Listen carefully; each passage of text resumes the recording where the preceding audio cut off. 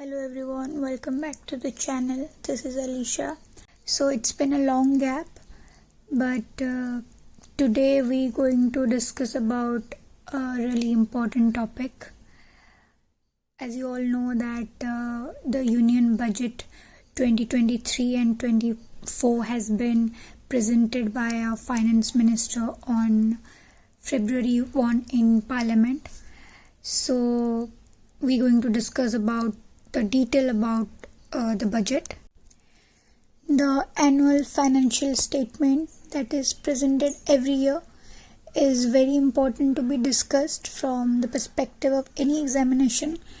New schemes get launched whenever announcement of budget happens.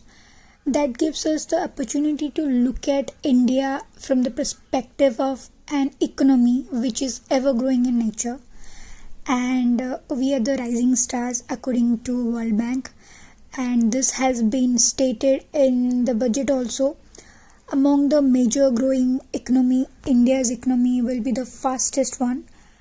So moving ahead without any further delay. So budget is the government's blueprint on expenditure, taxes it plans to levy and other transactions. But the word budget has not mentioned in the constitution. According to Article 112, it is the annual financial statement. The Department of Economic Affairs in Finance Ministry is the nodal agency for preparing the annual budget. The components of budget includes expenditure, that is the government plans to spend the revenue or receipt, which of course if you have revenue then only you're able to spend it. So with respect to expenditure, the type of expenditure are: first type of expenditure is based on their impact on assets and liabilities, which is of two types: capital expenditure and revenue expenditure. Capital expenditure is the expenditure which is done in order to create durable assets, whereas the revenue expenditure is the expenditure which do not create assets but in form of wages, salaries, subsidies or interest payments. Now come to receipts, which is of three types.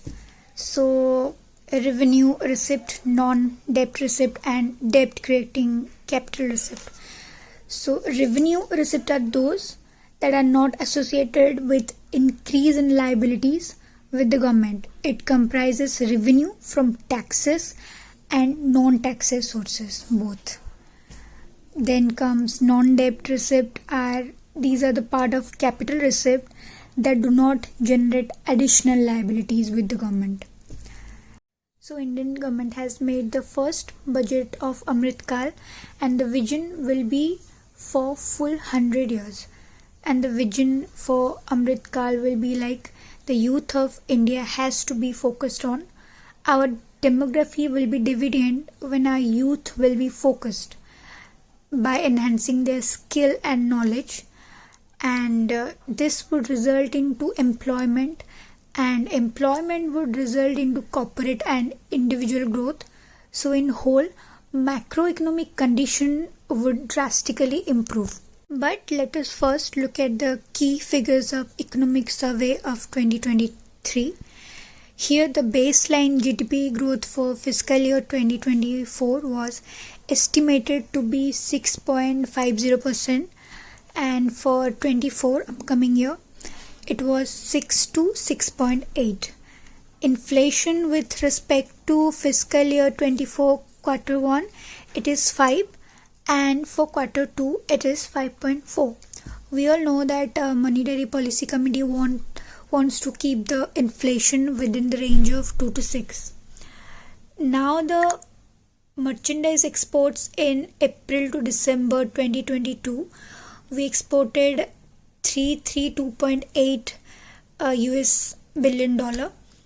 If you compare it to the last year 2021 April to December, then it is a growth, because it was 3 $5.0 billion. Account deficit fiscal year 2023 is 3.30%, and for last year it was 0.2. Center's capital growth, that is expenditure that has done by the center to create durable asset, this from April to November 2022 has reached a growth. Union Finance Minister Nirmala Sitharaman said that the fiscal deficit is estimated to be 5.9% of the GDP, and the net market borrowing are estimated at rupees 11.8 lakh crore, and the balance is expected to come from small savings and other sources. Now we will look at some key numbers of budget 2023. For fiscal year 23, growth is estimated at 7%. Government is going to spend 2,200 crore for high value horticulture.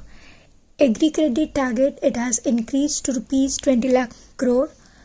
The proposed capital expenditure, that is government is going to spend on the creation of durables, that is also increased rupees 10 lakh crore for fiscal year 2024, up 33% from comparing it to last year. That is more employment, more creation of investment in industries. New tax regime which has been brought out, it is a default one, so people will have to have the option to choose the old regime. No tax for income up to rupees 10 lakh per year. Now moving ahead to 7 priorities that has been counted for current budget. This includes 7 pillars: inclusive development. The policy Sabka Saath Sabka Vikas has prepared women, SC/ST, OBCs and other underprivileged groups. Then reaching the last mile is the second pillar, building on the huge success of aspirational district program, in which district wants to aspire to become topmost in the country. Aspirational block program has also been launched so that more micromanagement can be done. Then infrastructure and investment. The capex outlay is being increased steeply by 33% to rupees 10 lakh crore, which would be 3.3% of the GDP.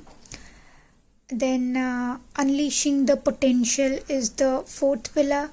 Then green growth, youth power and financial sector. These are the 7 priorities that has been counted for current budget.